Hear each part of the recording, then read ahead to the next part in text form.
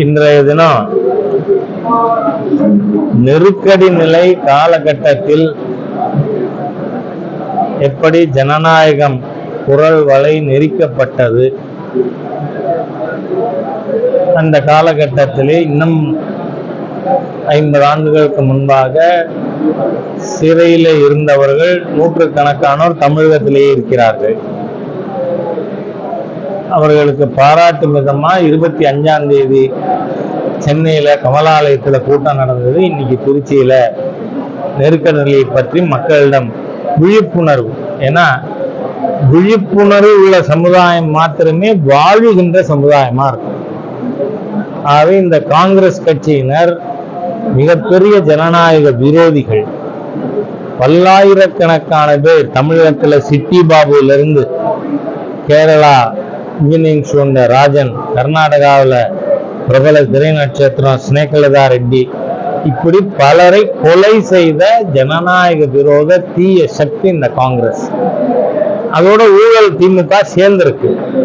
It's a deadly cocktail against the country. அதனால இதை பற்றி மக்கள்கிட்ட சொல்றதுக்காக இன்னைக்கு பிரதானமா பத்திரிகை நண்பர்களை சந்திப்பதற்கு காரணம், இந்த 11 ஆண்டுகளிலே பொருளாதார ரீதியாக, இராணுவ ரீதியாக, சமூக ரீதியாக பாரத நாட்டினுடைய முகமே மாற்றப்பட்டிருக்கு. ஏனென்றால் 2014 பாரதிய ஜனதா கட்சி தலைமையிலான மாண்புமிகு பிரதமர் மோடி தலைமையிலான ஆட்சி பொறுப்பேற்ற பொழுது உலக பொருளாதாரத்தில் 11வது இடத்திலே இருந்தது பாரத நாடு. இன்னைக்கு 4வது இடத்திற்கு வந்திருக்கு. நமக்கு முன்னாடி என்னென்ன நாடு இருக்கு? அமெரிக்கா, சைனா, ஜெர்மனி, அடுத்து இந்தியா, ஜப்பானை நாம பின்னுக்கு தள்ளி இப்ப 4வது இடத்துக்கு வந்திருக்கோம். ஆகவே உலக அரங்கிலே முன்னேறி கொண்டிருக்கின்ற நாடு அப்படின்னு சொல்லி ஆல்மோஸ்ட் உலக நாடுகள் டெவலப்டு நேஷன் ஒப்புக்கொள்ள ஆரம்பித்திருக்கிறார்கள். 4வது பெரிய பொருளாதாரம். அதோடு மட்டுமல்லாம இப்ப சமீபத்துல தான் ஆபரேஷன் சிந்தூர் நடந்தது. இந்த ஆபரேஷன் சிந்தூர்ல நாம பார்த்தது என்ன? அதோட ஹீரோ யாரு? டெக்னாலஜி. நீங்க பாத்தீங்கன்னா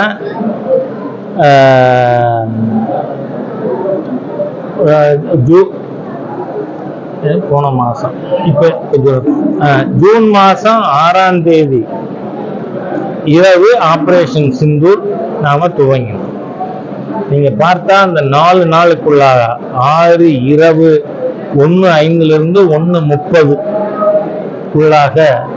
நாம பாகிஸ்தானுக்குள் சென்று அங்கு இருந்த பயங்கரவாத அமைப்புகளை நீங்க பார்க்கணும்.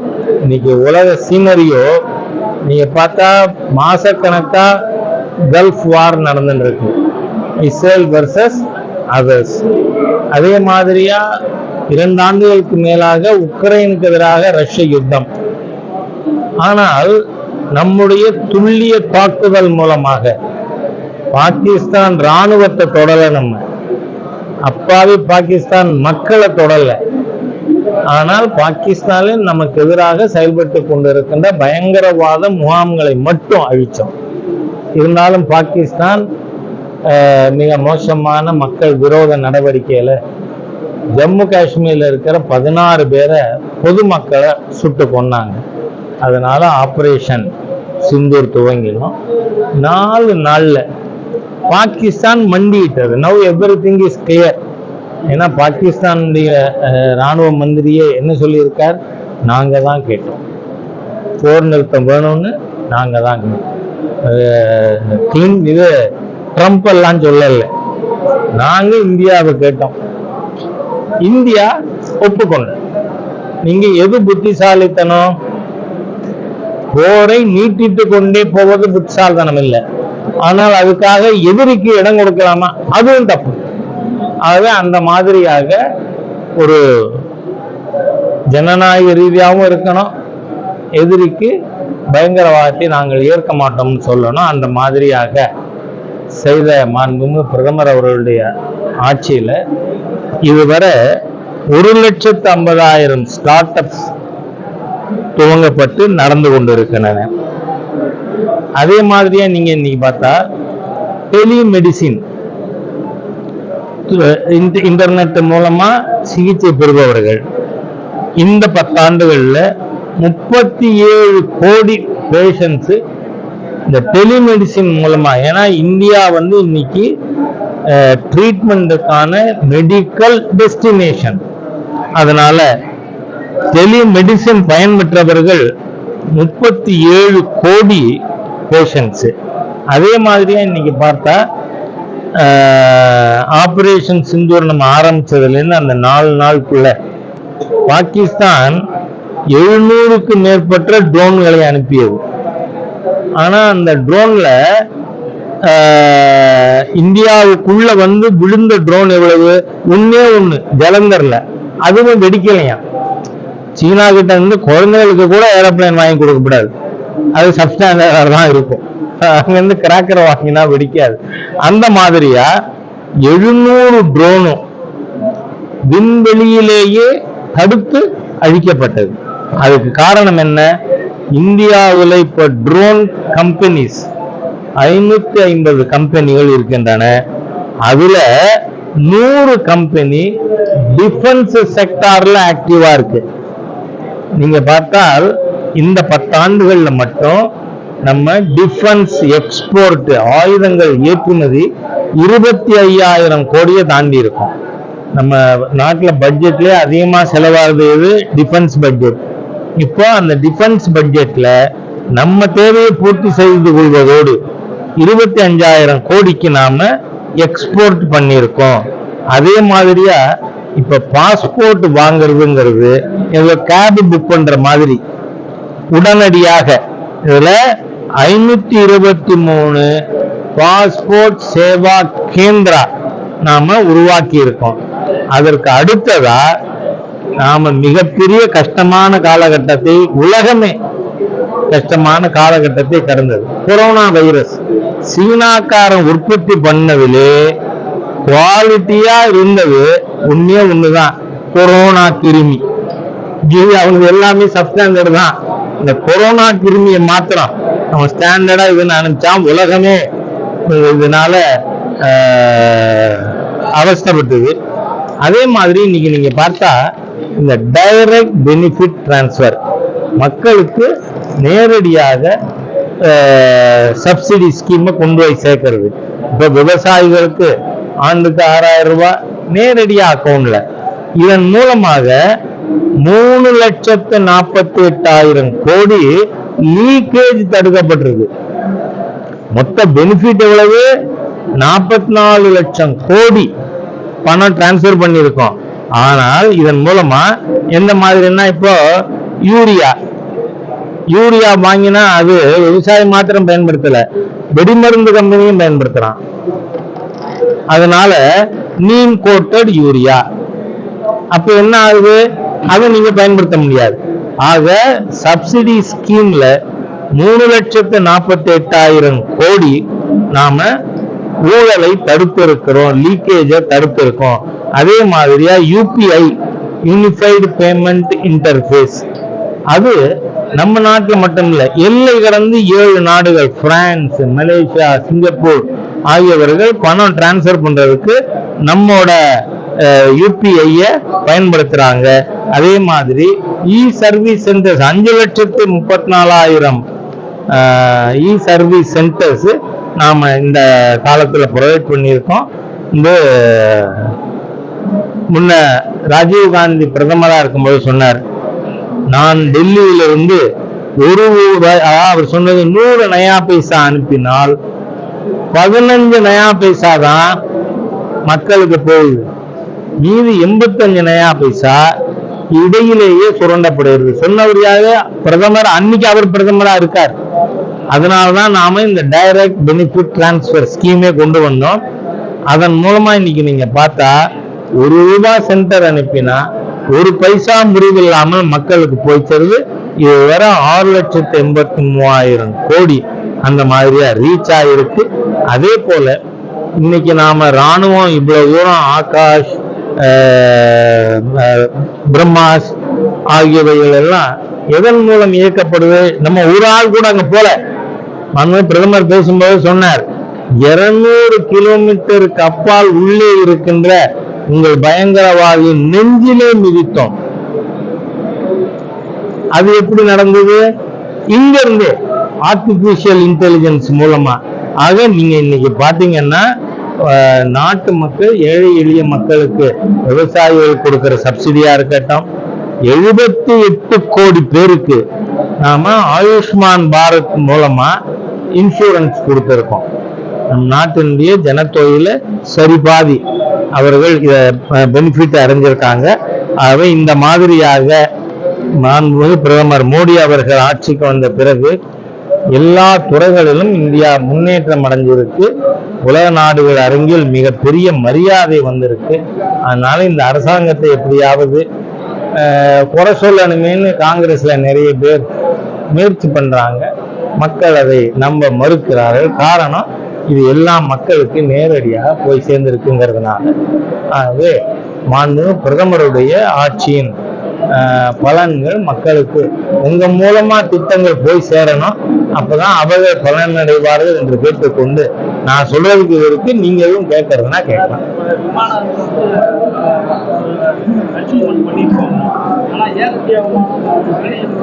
அது தனியார் விமானம் என்ன, அதனால அரசாங்கம் நடவடிக்கைகள் எடுத்துக்கொண்டு இருக்கு. புகார்கள் கவனிக்கப்படும். நிச்சயமா இந்த மாதிரியா அடுத்து நடக்காம அரசாங்கத்தின் அட்மினிஸ்ட்ரேட்டிவ் மிஷினரி அதை ஓவர்சீ பண்ணலாம். But it's a private airliner.